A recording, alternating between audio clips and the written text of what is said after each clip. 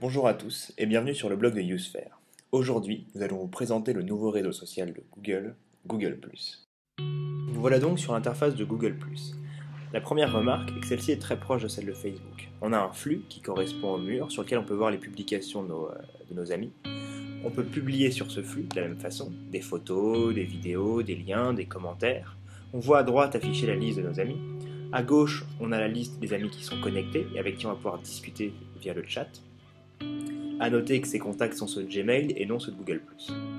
On soulignera quand même que cette interface est beaucoup plus claire et moderne que celle de Facebook. Par rapport aux autres fonctionnalités maintenant, on a donc accès aux photos qui fonctionnent sous Picasa. On voit la liste qui apparaît, on peut cliquer sur des photos, faire défiler, ajouter des commentaires, marquer des personnes sans aucun problème comme sur Facebook, quoique de façon un petit peu plus fluide. Ensuite, par rapport au profil, il ressemble encore une fois beaucoup à celui de Facebook. On voit qu'on a notre propre mur avec les actualités de tous les gens qui ont posté dans nos cercles. On voit nos amis, ceux qu'on a inscrits, ceux qui nous ont inscrits.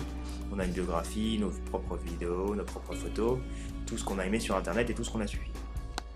L'innovation majeure de Google+, c'est les cercles. Alors comment décrire les cercles en quelques mots? Les cercles sont des groupes d'amis avec lesquels vous allez pouvoir partager certaines informations, mais pas toutes.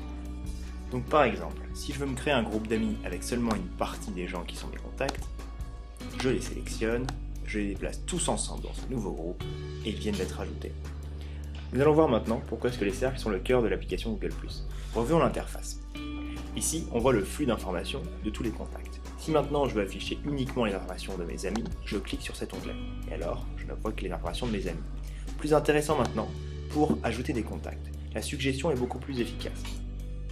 Ici donc, on passe la souris sur son nom et on voit la liste des cercles qui apparaît.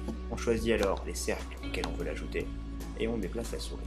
Un nouveau contact apparaît et on peut réitérer le processus autant de fois que l'on veut.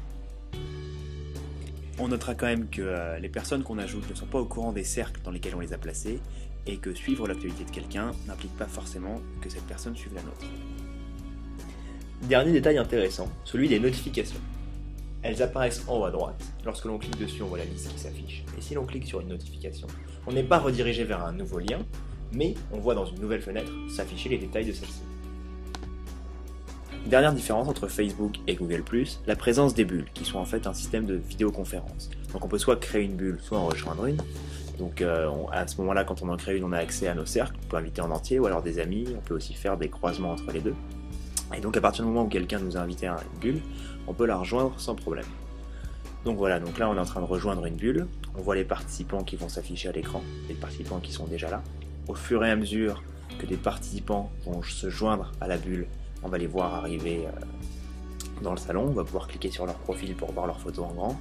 On a accès aussi à des chaînes YouTube, des vidéos que tout le monde va pouvoir regarder en même temps pour pouvoir les commenter à souhait. Et donc voilà. Donc j'espère que ça vous a plu et pour d'autres vidéos et d'autres commentaires sur les nouvelles technologies, etc., venez nous rejoindre sur Usefare.